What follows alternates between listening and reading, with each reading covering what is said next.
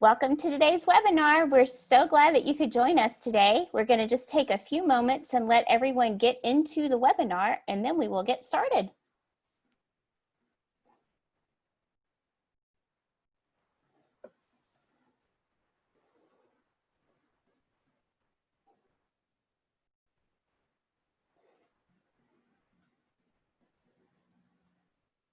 Hi, everyone. We want to welcome you to today's webinar. Today is our webinar 4 in our series of 7. Today we have a guest speaker, Meredith White, who is the 2020 Foreign Language Association of Georgia Teacher of the Year. And we are going to be hearing from her about lots of fun strategies. We're going to try and let all of you get loaded into the webinar. Just before we get started, I do want to just go over a few things with you. Let's see. Here we go. Well, I have to wait for my mouse to respond. There we go. So my name is Dawn Samples. I'm the director for Avant More Learning. More Learning stands for More Learning Opportunities Reaching Everyone. Today, we are going to be hearing from Meredith White. We have Meredith who's going to be presenting Caution, Heavy Load. These are going to be practical ways to keep proficiency-based teaching sustainable and purposeful. She's got a lot of great things to share with you, and you're going to have access to all of this, so please don't fret. She's got it in a shareable mode for you, so we'll be able to share that out with you. Before we get started, I do just want to make sure everyone knows, especially if you're new to our webinars, that at the end of the webinar, you will get a link when you either leave the Zoom webinar or in the chat where you can click on that link and complete a survey. When you finish the survey, you'll be able to click on a link that will give you the certificate of attendance. You can print that out, write your name in to verify that you attended this webinar. You are also going to get a link to the slide deck, a PDF of the chat discussion, and a link to the recorded webinar tomorrow. So 24 hours after today's webinar, you'll get an email, and in that email, you'll have access to all of the things, okay? And I will share this out in the chat for you also, so you'll be able to see that and know where to go for that. Want to make sure that you guys are participating today. Please be sure and share your ideas, your strategies, your questions with us in the chat, but also on Twitter. Our hashtag for this series is Empowering with Languages. So make sure that you follow MFLA. This is who we've partnered with for this whole series of webinars. And so I will be sure and share this information with you in the chat as well. We have their Facebook group, their website, and their Twitter handle is @MFLA_. You can also follow More Learning, and by following More Learning, you'll also get access if you need to reach out to us, contact us about anything, or access any of the materials or resources. You can also get us through any of these social media handles, and I'll share these with you as well. Just so you know, the webinar is being recorded, so if you have friends that you want to have watch it later or share it with people, it will be uploaded to YouTube, hopefully by the end of the day today, okay? So just want to introduce our moderators today for the chat here in the webinar and on Twitter. We have Michael Rains, who's the Instructional Associate Professor of TESL and IEP at the University of Mississippi. Michael is also the VP of Programs for MFLA. Michael, welcome so much to the webinar today. Thank you so much, and welcome everyone. I hope that if you're here in Mississippi and you're not part of the MFLA, that you will join us very soon. Thanks. Awesome, thank you. We also have Edgar Serrano, who is a lecturer of Spanish at the University of Mississippi. He is the executive director of MFLA, and Edgar and I have been working on planning this webinar series for a while, and Edgar is going to be moderating the Twitter feed for us today. Edgar, thank you so much for being here.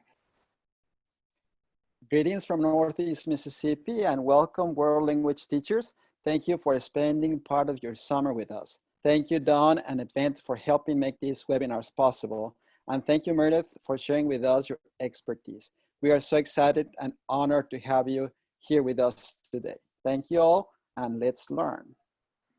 Awesome. Thank you so much, Edgar. So we are going to, without further ado, we're going to move on to our spotlighted presenter today. We have Meredith White. She's a Spanish teacher in Gwinnett County, Georgia. She's also, as I was saying earlier, the Flag Teacher of the Year. Lots of you have seen Meredith on webinars, either with us before or on social media. She's done a lot of other webinars this spring too. She's had a busy schedule. So Meredith, we're so happy that you were able to join us today and present with us today. I am going to turn things over to you. And don't forget, you guys, to please, please, please share your thoughts and your ideas in the chat and on Twitter. Without further ado, Meredith, I give you the baton. Okay, there we go. I think I unmuted myself. With the mouse controlling, it was like, woo, you know, it was kind of creepy there. Yeah, thank you so much. I really appreciate it. We have been kind of, some of us have just been going webinar to webinar with each other. So I'm going to actually kind of escape out of here and then re-hit the button. So Mayday, give me some kind of SOS something if I cross some wires there. But I'm really excited. So when Dawn shares the slides and everything, they will have all of the speaker notes have some, not all, most of the speaker notes have hyperlinked resources or like pandemic planning accommodations, like that kind of a thing. So just further reflection. So you're gonna get, take a copy, take whatever of anything you see, any files, any links, and let me know if I missed something or if you need further clarification. As Dawn said, I teach just outside of Atlanta, Georgia, so I am used to big classes. Oops, hold on, can you see? I think I might have to take, let's see. Okay, can you see me okay, Edgar? Am I popping up? Because Dawn's in my corner. But you can see me okay? Okay, perfect. It was highlighted, so I didn't know if it was still speaker view. And so I'm used to really big classes, like classes of 36, which to me, I just think is normal. I just assume that everybody else is like playing that hungry hippo game all the time, where you're just like trying to hit the thing, you know, the little ball pops up. And that's what teaching in big classes feels like, but also teaching through the modes. So trying to get through all the modes and then trying to do what I've got displayed here, which is incorporate and teach with and toward the ACTFL 6 core practices. So they're here and they're also hyperlinked to the ACTFL website, and doing that in large classes and in a large department. I'm in a department of 14. So we're in 14 language teachers with 5 languages. And it's a lot of collaboration, it's a lot of vulnerability, and a lot of different resources. So these are my favorite things that make that load feel not quite as heavy as I think a lot of times it does. It feels like we have to do all the things all the time. So I'm gonna hit the wrong button. That's what I'm gonna do. So I'm gonna move forward here. You'll see what I mean there, because when I hovered over it, it was hyperlinked. And so you can hyperlink, you can kind of hover over anything when you get these slides and you'll see the cursor change and that'll show that it's hyperlinked. So what we've got here on the left-hand side are the things that I'm gonna showcase. And some of them are skipped just in the interest of time, but they are still included in the slides and in those speaker notes. So that might just be further perusing for later. On the left-hand side, like I said, those are the habits that I get a lot of leverage out of. And it makes me feel, as listed kind of in the webinar objectives, like I'm not juggling 1,000 different things, and like I'm able to do all the things, you know, use technology, authentic resources, incorporate those 6 core practices. I'm able to do that pretty regularly and pretty conveniently and sustainably with large classes and with a lot of colleagues. So on the left-hand side are sort of the different artifacts we'll see, and across the top are the ACTFL 6 core practices. So what I've done in blue check marks is shown kind of where I feel I get the most bang for my buck per resource. So trying not to put all, you know, do all these different systems, do all these different things in a million different places. If you started out teaching like I did 3 days after graduating undergrad, which I do not recommend to anybody, it just felt like you were juggling everything all the time. And I spent a lot of time realizing I needed something and then creating it and then realizing I had 1,000 things that I was trying to like figure out how to use together. So on the next, with the red check marks on this next piece is, and ignore the typo in the middle, I had to add content varies because I misspelled content when I first made this. So we just put a little sticker over it and we moved on. But you'll see on the left-hand side, those same artifacts. And then instead across the top, instead of 6 core practice, it's kind of how often I incorporate the same resources. So the first one is kind of literally how I start out class. When I look at the proficiency benchmarks and I look at ACTFL's intercultural communication standards and communication standards themselves, I want to use as many of these sort of pedagogical and theoretical pieces. And I want things that are gonna, again, do multiple things for me. So that warm-up sheet, for example, this is where we start and end class every day. So on the left-hand side here, here's the document itself, and you can have, please take a copy of that. I've got a PDF, I've got a Word document, it's in multiple forms, whichever one's handy for you and your needs and computer. We start here every day and we end here every day. And I'm hoping you can see my cursor, but if you can't, I put the arrows there just in case. So the slide there with the turquoise, for example, is what would be displayed for students in the middle of the screen as they come in. What I was always taught was an anticipatory set, but you know, some people warm up or, you know, do now and that kind of thing. So when they come in, this was ours on October 17th. This is Spanish 1 for me. And they come in, that's what they see. They've got 6 options and they've got a question. My warm-ups for a long time were just like conjugate this verb or fill in this blank. And then I realized they were kind of boring and the students weren't really doing them. So, and then I was annoyed at that. So I kind of tend to do open-ended questions instead.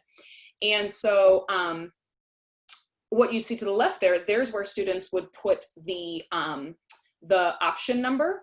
And then to the right is where they're going to both write and answer the question. And I'm going to double check here that we still have these closed captions going, because I think I might have accidentally, yeah, there we go. Let's turn those on. Okay, better, fixed. I realized we didn't have the little scrolling thing. So on the left is where the kids tell me which option they chose. And then to the right, the instructions at the top say, write the question and write your answer. Do a lot of kids just write the answer? Of course, absolutely. But if by Friday, if I'm giving, let's say, a quiz or a test on Friday, some kind of assessment, and they've written the question and the answer, now they've basically made their own study guide. So it makes me plan more intentionally, because I'm going to need to pose questions and discussion points that lead themselves to the conversation, to like the assessment. And so then there's that backwards design piece. And out of the 6, they only need to pick 4. So there are a couple that they can ignore. And I try to make or just skip, you know, I try to make it a range of 2 should be, I got this from Laura Sexton, 2 should be really easy, 2 should be kind of medium, and then 2 allows them to level up a little bit. So a range of difficulty. Also, we come here at the beginning, then we do our lesson and we do all the things. And when we come back at the end, here's where I can pull out some either pop-up grammar, some structures, just straight vocabulary identification, anything like that they can answer in a way that has choices. You'll see there are 20 questions here and 20 blanks, and 4 a day is usually sufficient, and we get to 20 by Friday. So there's an explanation here again, and a video as well. So we end there each day. But if you're thinking about what can I do, like, so then what, right? You do your warm up and what's your next segue? Some of my favorite interpretive resources are just made, but that's also a lot, and that can be exhausting. I like to make things using ifaketextmessage.com, which sounds really sketchy. It might be, but it's really fun because I just make every celebrity that I love, like Nikki Jam, text me really romantically, and then I pretend like they're like real messages. Students roll their eyes and it's a lot of fun, but it also allows me to get in those words that are like quote unquote on the list. There are some things that are unavoidable for all of our different situations. And sometimes it's just a list of words, and it's the hill that somebody's going to die on. So, you know, meeting things in the middle there. Nikki Jam in this one is, I have made each of us have different dialogue, and he is telling me how perfect, good looking, intelligent, funny, hardworking I am. I mean, Nikki, it's like really. And so I can not only take this as like an interpretive piece, as like a warm-up follow-up or part of the warm-up. And let's say I made it once, for example. If I made it once, then why not put it in an assessment? So if I made that whole conversation, and these are 2 different conversations, but like 3 parts, if I made that one, why not put that on the quiz? Now that's the interpretive reading, because I already took the time to make it. Why not engage with it in a different way? I think a lot of times we get pushed as teachers to like use all the things, make everything, and then it's exhausting and we use it once and we go, well, what for? That was great Tuesday, back to the workbook on Wednesday, because this is really tiring. So this is an example of an assessment where we incorporated one of those fake text message conversations. We gave choices to students here. If you find that this isn't like difficult enough and you want to just leave the blanks, we've done that too. Or we've just, but the hard part about blanks is aligning with each other on how we grade it, you know, accents, spelling, all that kind of thing, but we'd be doing that anyway. So we'd be aligning that anyway, I mean. And then, so up there, we just gave them numbers because the blanks weren't big enough to write the text. So again, a couple of ways just to like an entry point into class and to get an endpoint and then to segue into other things. Another cool tool is textingstory.com, and it's an individual app. So you can do the same thing as I fake text message. You can create conversations, but they type out kind of in real time. And so that's an app that, again, you can use book characters, explore story nuances, or just get sort of an interpersonal dialogue that now students have. It's almost like they're eavesdropping and they're privy to an interpersonal dialogue, but as like an interpretive reading. So that's pretty cool. And again, more description in the speaker notes. When I look to planning, because I want to get all the bang I can for my buck, so I might have made those interpretive resources. I made the stinking text message conversation, and I have these tracks of CDs with audio. I planned for a long time in really isolated ways. I was just filling 50 minutes, especially, like I said, starting 3 days after graduating undergrad. That was not pretty, and the kids did a lot of coloring. So when Nora Jones changed my life about 6 years ago, she turned me on to not just IPAs as an integrated performance assessment, but looking at an everyday IPA. Are we looking at, okay, I have these audio tracks. I have this, you know, this thing they can listen to. Okay, we're going to play a little fly swatter. Now let's do a practice worksheet. It's really disjointed in terms of planning. And whereas they can be valuable activities, when we don't piece them together, for me in isolation, they tend to be they don't connect the learning for my students. So Nora Jones changed my life when she said, well, just do like an everyday IPA. So you do something interpretive, something interpersonal, and then something presentational. They can't do the presentational task unless they've done the other 2. So the kids can't wake up suddenly because they've been, you know, sleeping and go, well, is she grading this? And they quick copy down the answers from somebody because the answers I was giving for a long time had a right answer. So they could just copy down, you know, como, bebo, bailo, soy, voy, tango. Oh, hey, turn that in for me. And they could be sort of disconnected from the lesson and from the goals.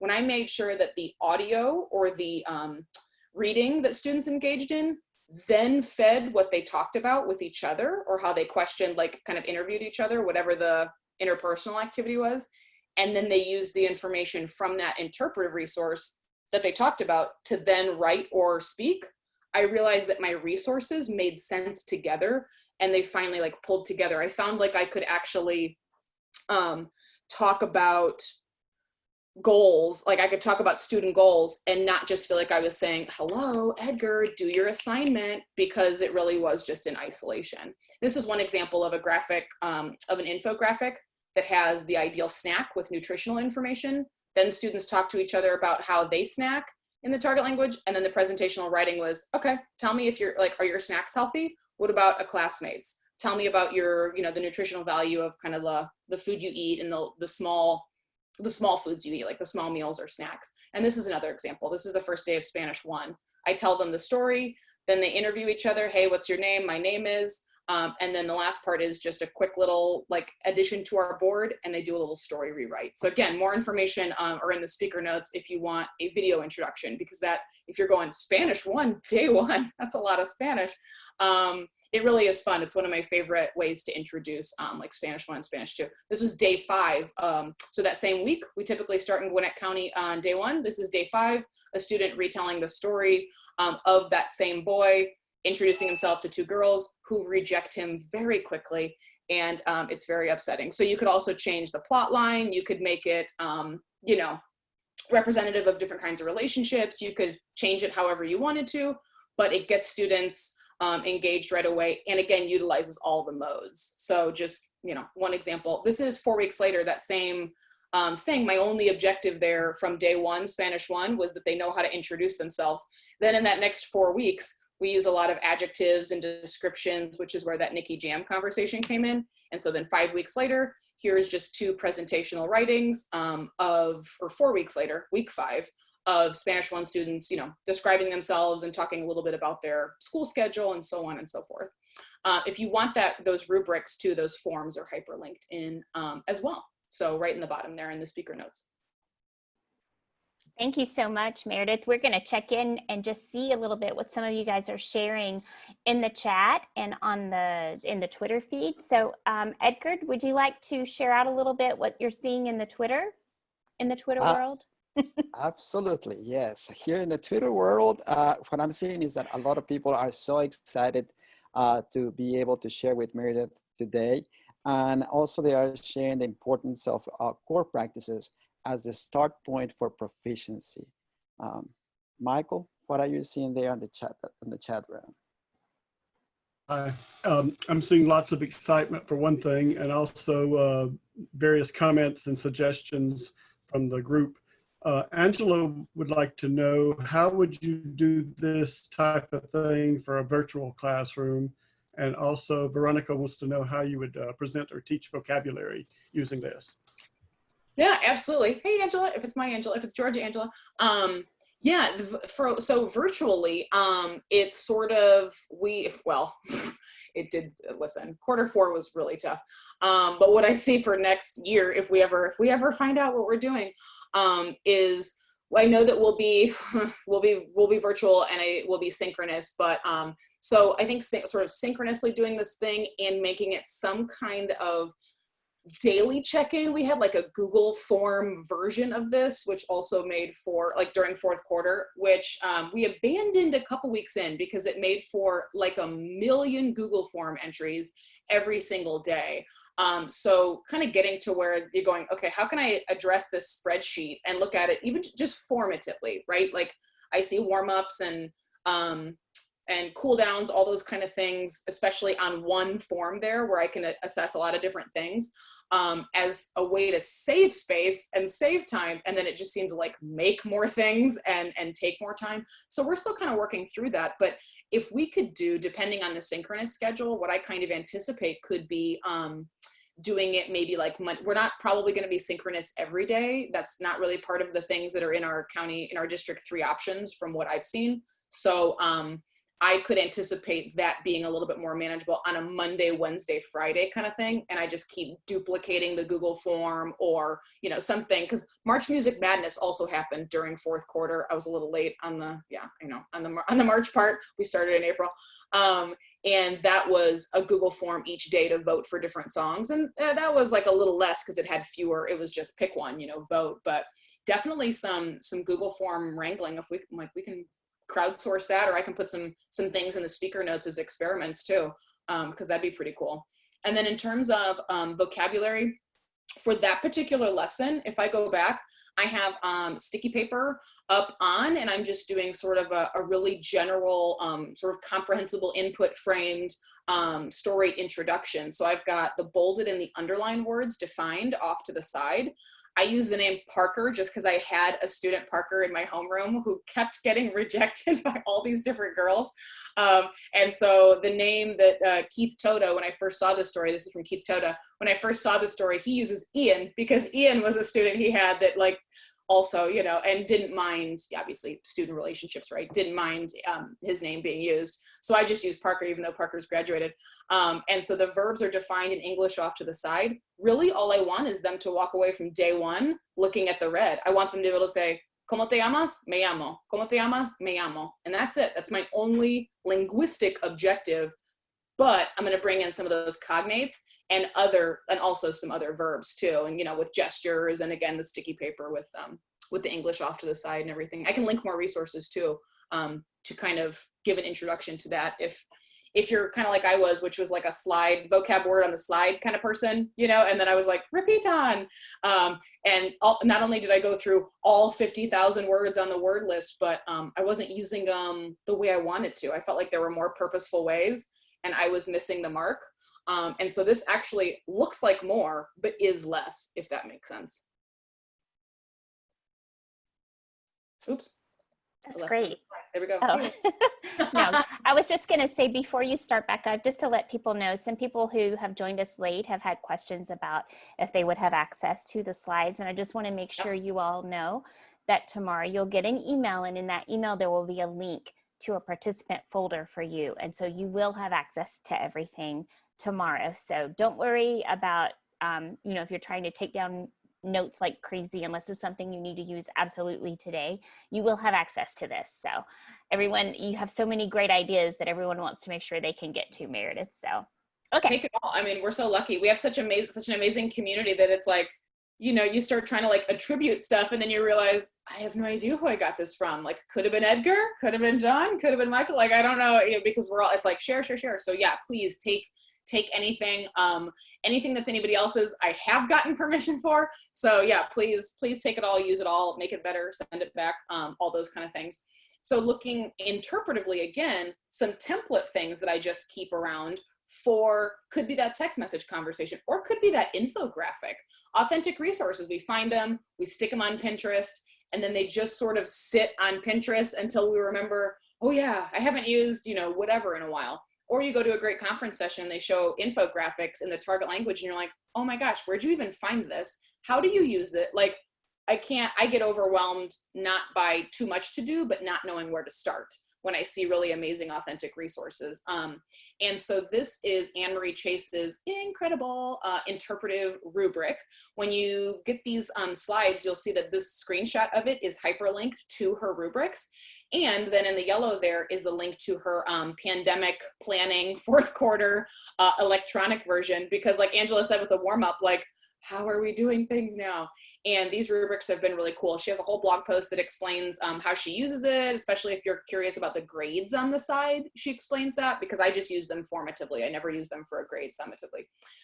And she has all levels and they're not language specific. So they're really, really nice because they bring the language of proficiency and goal setting into the classroom in a really accessible way that students can use. My students at any given time have 4 or 5 of these. So they're also great for when you have a great resource and you're not sure what to do. It's a great backup plan. Or you've got 15 minutes left and you think, you know, this video would be helpful, but I don't have the time to create like a whole nother resource for one video that I can use one time if we have time. So it's nice for supplemental resources as well. Or if you can get a class set of those infographics, just print them out, etc. It's really great. Another amazing, amazing person who, besides Anne-Marie Chase, who makes beautiful materials that also bring together, again, all the things that we want to do, like goal setting, I can statements, purposeful units. I taught for several years, just like flying by the seat of my pants. Every day was quite an adventure. And again, it was just not very intentional. My teaching wasn't intentional for my first several years. Bethany Drew, this is an example of hers, and there is a template linked in there. These are what she calls them like the can-do sheets, or like can-do task sheets. And what she's done is, this is an example of Spanish 2, Unit 1, kind of looking back, it's recycling Spanish 1 material, kind of sort of expectations, things we think they should have seen. but also bringing in some new things. Like you can see number 9 randomly asks about shampoo. If you speak Spanish, shampoo is shampoo. And so it also, Spanish 2, Unit 1 for us is daily routine, which is always compelling. A little bit of sarcasm there, but we try to work it in with New Year's resolutions and other things because we start Spanish 2 in January. So we do a whole level in a semester. And so what you've got are 10 can-do tasks, and the students do a little work on the front end to prepare them. And then it's not an interpersonal conversation as much as it's a demonstration that they can do these tasks. So I just want to see if, for number 1, can they pronounce words and say what they mean? Are they saying favorito, malamo, juivis, huevo, generalmente? I mean, it's like Spanish teachers are like, ah! You know, it's like, sorry, I get a little like blood coming out of my ears there, because it's like, oh, you want to support them so badly, but we're still like, oh, okay, if you could, it's not generalmente, like, oh my gosh. So it's a little, that can be a little bit unnerving. I want to know day 1 of Spanish 2, what are we looking at here? Not so I can figure out, you know, Edgar, who did you have last year? But I want to figure out what are we doing? It has nothing to do with like collegial, whatever. It's like, where are you? Because you're getting in the car and you're coming with me on this trip. So here we are. So you've got pronunciation ones. They're all pretty much open-ended except for the question ones, but even then their answer is open-ended. And as the instructions say, they ask 2 classmates and then you can pick however many you want at random. If Edgar says number 1 and he goes, yeah, okay, I'll do number 1 to me, the teacher, and he says, juivis, huevo, generalmente, tipicamente, I'm saying it right, actobre, like, I don't know. And I'm like, oh my goodness. I'm also questioning not only Edgar, but also the 2 people that checked off that he could do number 1. So it takes your unit can-do tasks. Now, again, like a warm-up sheet, there's your study guide, and there's evidence, either formatively or summatively, that students are productive in class. That isn't like behavior policing. Some of that can get a little weird.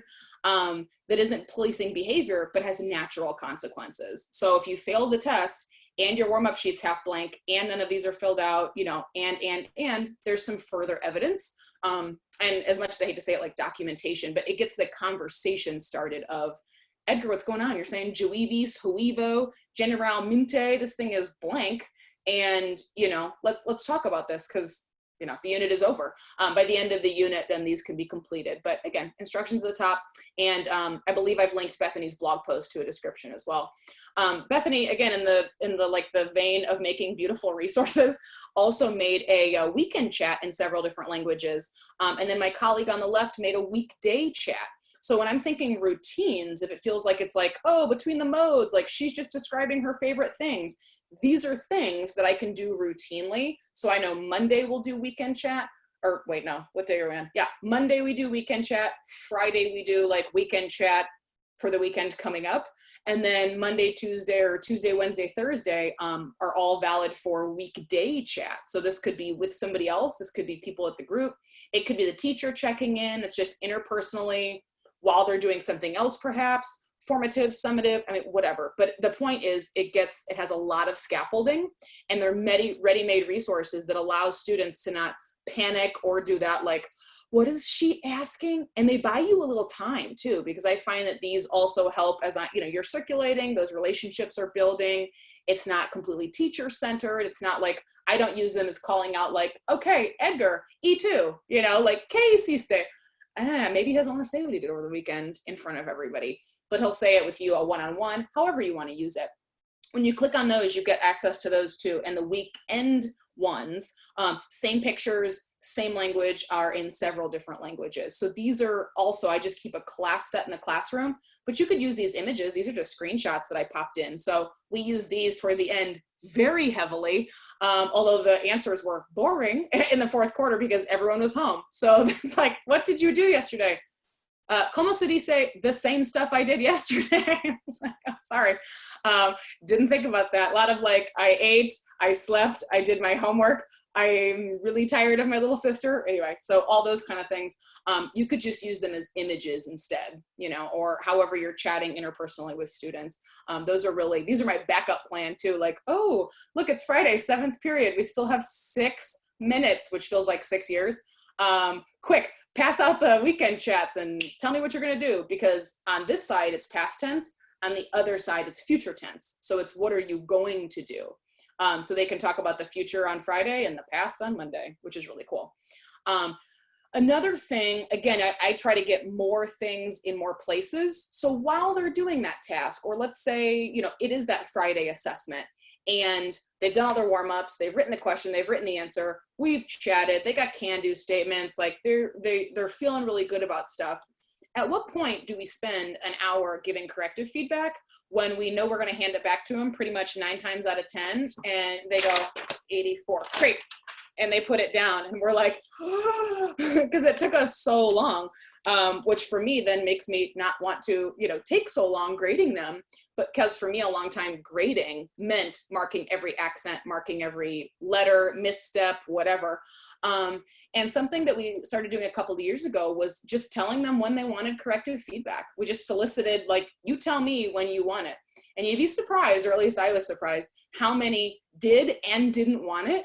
And you start getting where you're grading, like you're using that we grade like little embedded rubric. So you're going through and they're like, oh, okay, corrective feedback. Okay, well, here we go. You know, we're going to go in, I'm going to mark everything, but I'm going to grade based on the comprehensibility and the use, you know, the communication.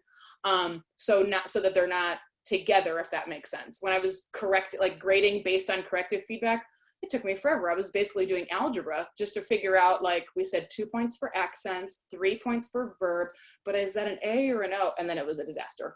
So those two things are separate for me in this context, or I guess always. And so they can choose whether or not they want it. Man, you flip that next paper and they don't want it, you're like, woo! That's like kind of a relief because it takes a long time. But then you'll see that same kid, you're like, oh, Dawn never wants feet. Oh, look at that. Dawn wants corrective. Okay, Dawn, you know, and it's almost like that kid saying, I'm ready to be vulnerable. I'm ready to accept like what I could have done better. And you're not using the red pen to sort of like punish the behavior you actually want to see, which is students looking and going, how can I get better? How can I get better? And they do that in mysterious ways sometimes, and don't always pay attention. But if they want the feedback, you know, they pay a little bit more of attention. That was a really easy thing just to add at the top of our test documents. And same thing, you saw that rubric. These are linked to non-language specific writing forms. And what Martina Bex has done is, this is an old free version, but it's a screenshot that kind of blurs and then catches up there with the rubric.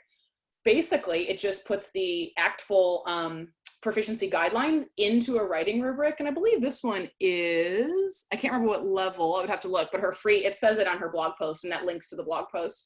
And that'll link to also updated versions that have a little bit of different, it's got color down the side. You'll recognize colored arrows. Those are the newer versions. The really, really clean document, not language specific and not level specific, because some of them will go all the way advanced to novice, and she fit in like 6 to 9 different levels. So if you're like, oh, I teach AP, I can't use this. No, for sure. Like from level 1 to AP.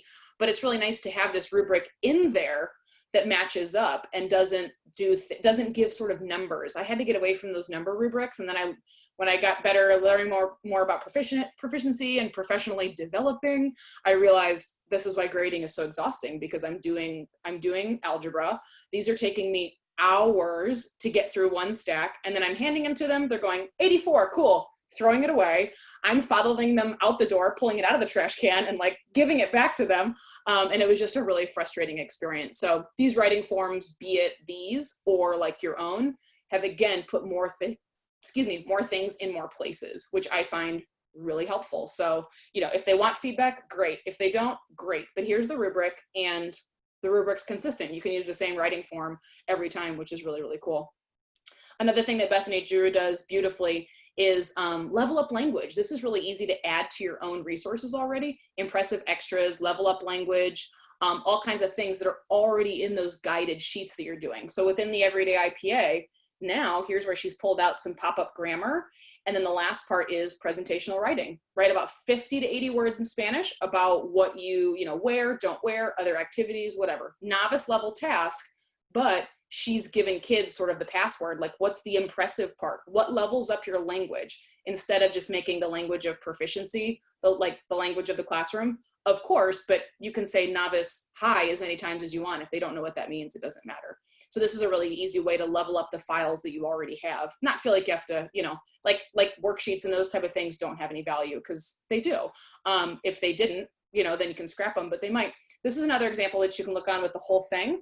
It's got a lot of really great scaffolding. So placing the scaffolding within the activity, not just relying on students to look at notes or like consult all these other resources. We're teacher nerds. We're here working in the summer in our off time. And so we tend to scan all the little resources and we're like, I'd like to meticulously. No, students are like, I'm 15, I want to go home. And so they're not gonna like pull out their folder. Some are, but many are not. And so then they're like looking for stuff and they're wasting time.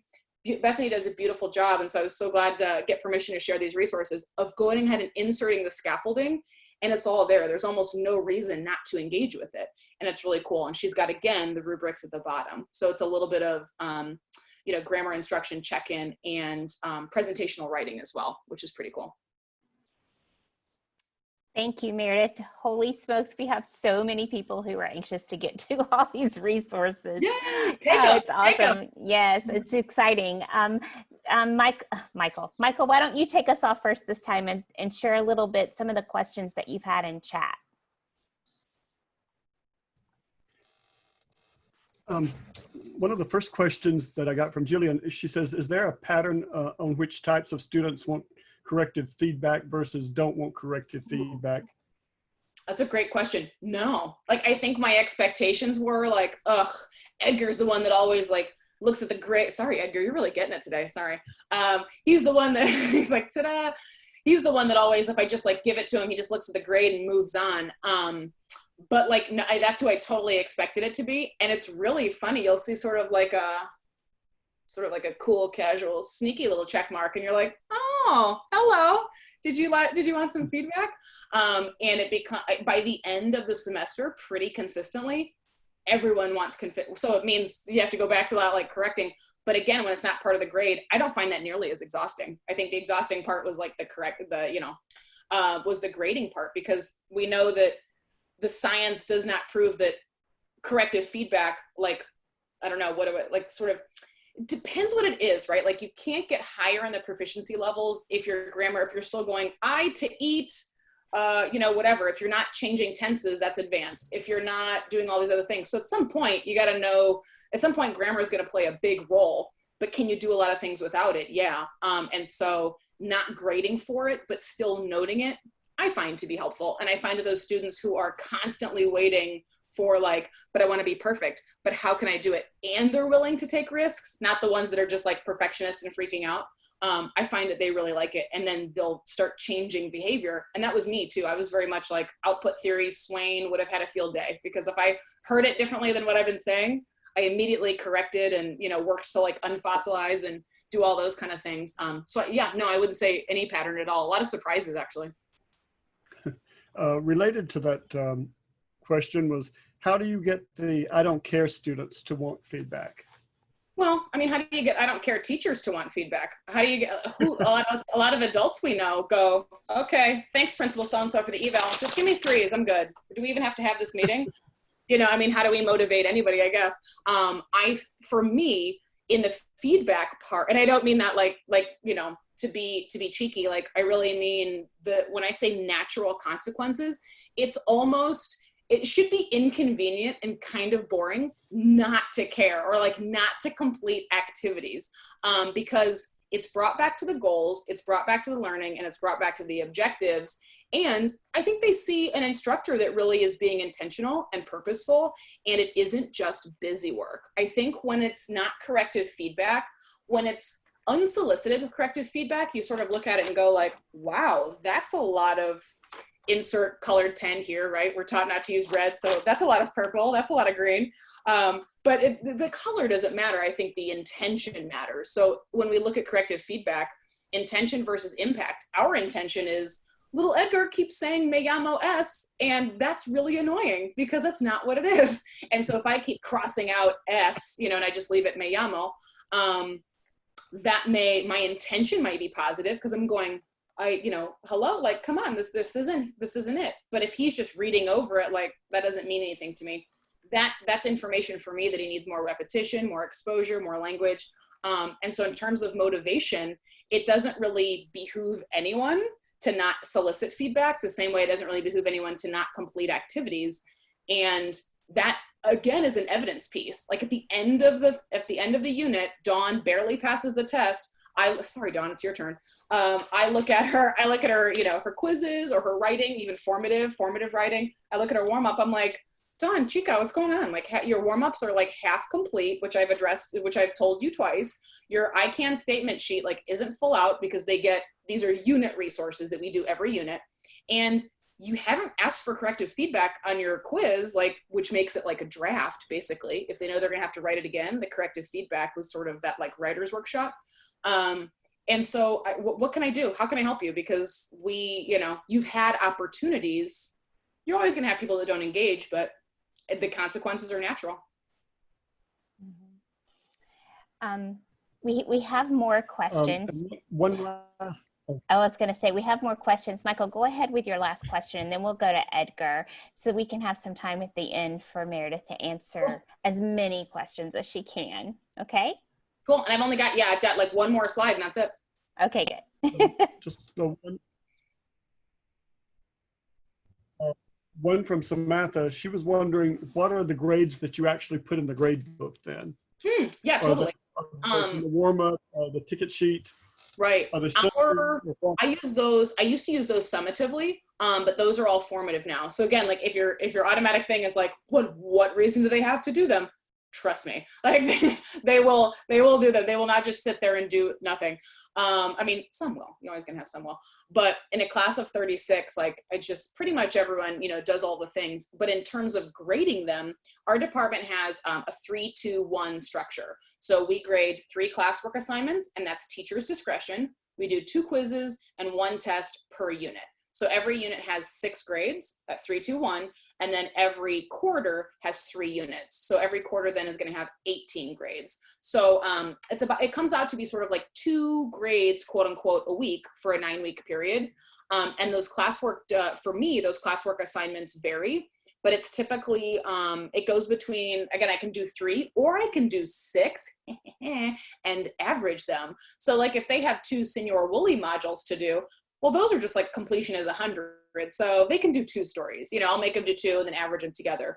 I also love Edpuzzle, and Edpuzzle will give you an average. So you could assign like 4 of them, and you can make your Edpuzzle gradebook show you the average of like those 4.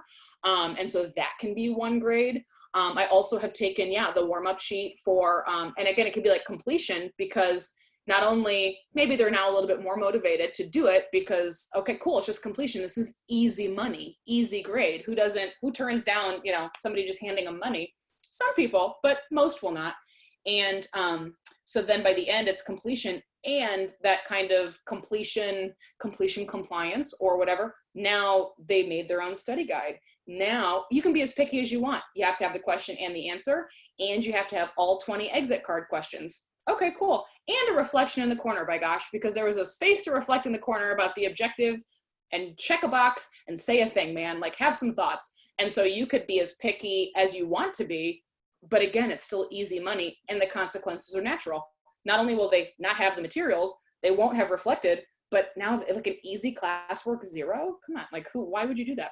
And we also will do once in a while, like a combo of garbanzo. I love garbanzo from Martina Beck. So maybe like average a garbanzo and like a conjuguemos or gimkit, because you can take their percentage of accuracy, whatever's kind of appropriate or whatever we've done the most of for that unit. And I try to vary it. That way kids don't go like, oh, garbanzo is always an easy 100, or I don't have to do this. I don't have to play gimkit today because she never takes it for a grade. I can kind of pick and choose, or allow them to pick and choose. But I'm telling you, like the freedoms in my department.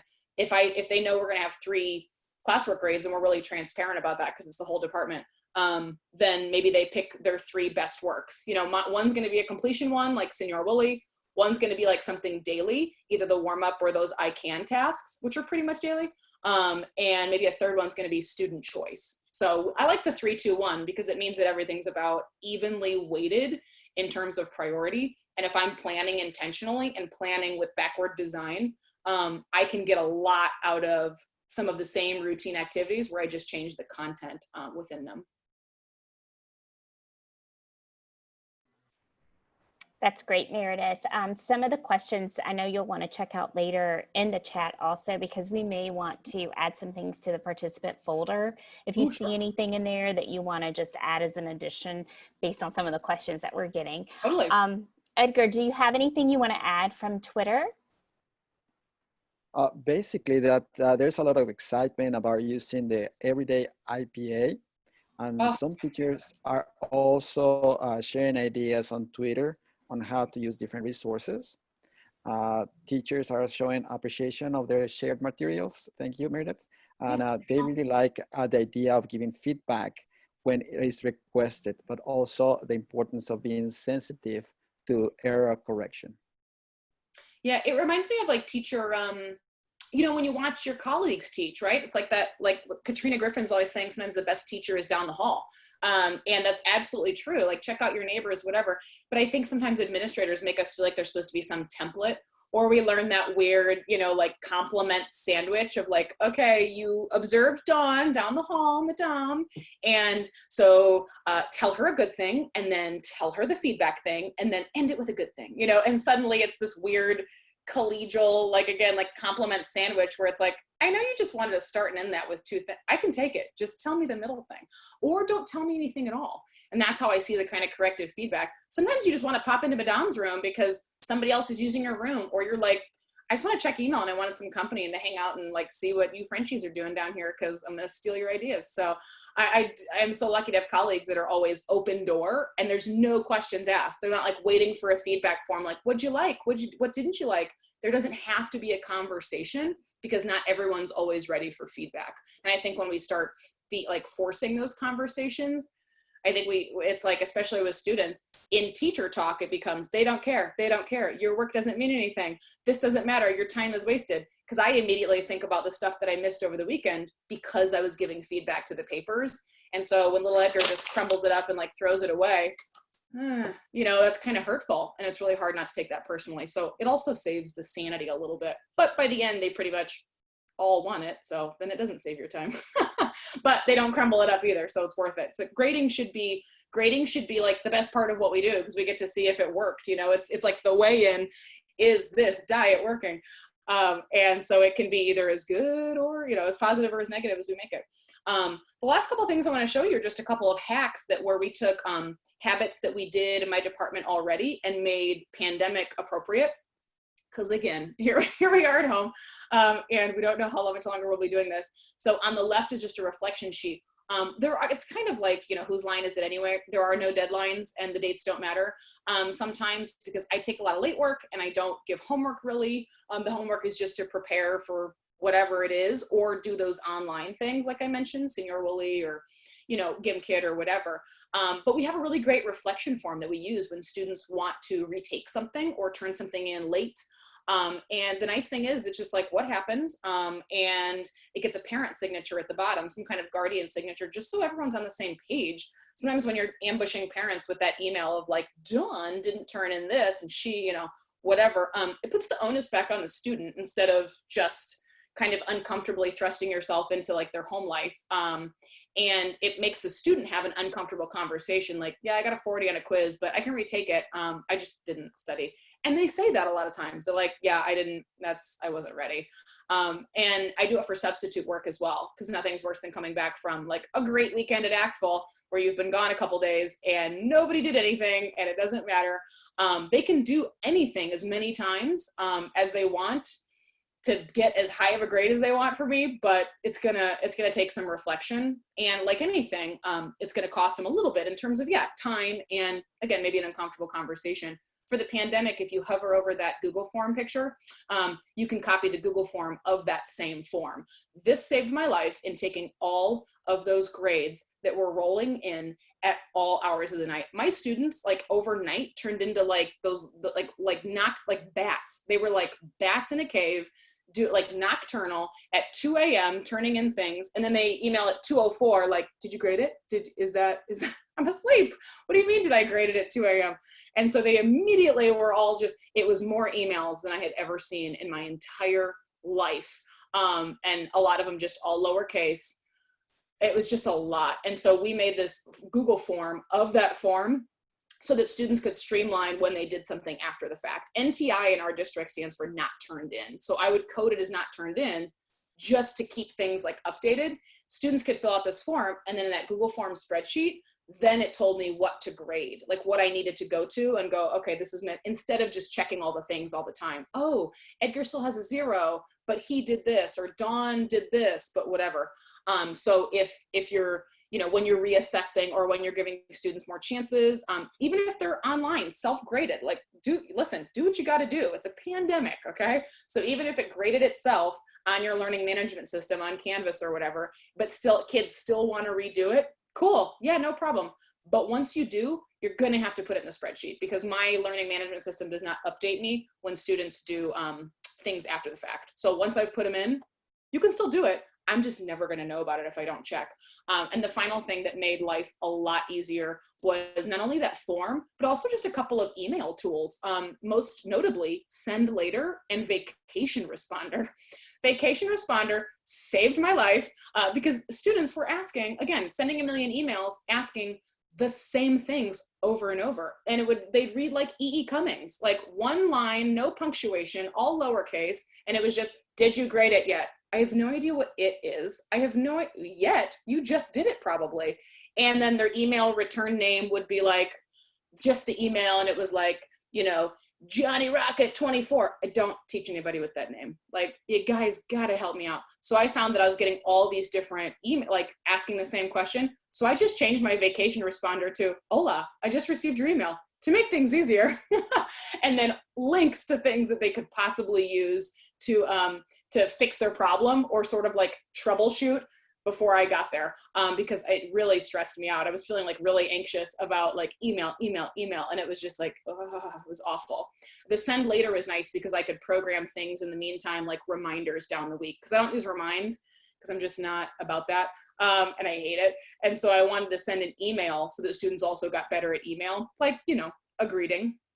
And a thank you, and look, a smiley face, maybe, any of those things. And so I would send them like Tuesdays and Fridays, like, hey, here's what you're gonna do, or not Tuesdays and Fridays, Mondays and Thursdays, because Fridays were like no new instruction days for us. So those kind of help. These are Outlook examples, but you can do the same thing in Gmail and like other email platforms as well. Those electronically were made keeping track of all these things, like the spreadsheet, like the warm up, like the Google form. Like my head felt like it was like going to spin. I'm like, this is dumb. These are efficient and they work together in person, but I've got to figure out something so that I'm not now on 17 different websites, you know, all the time.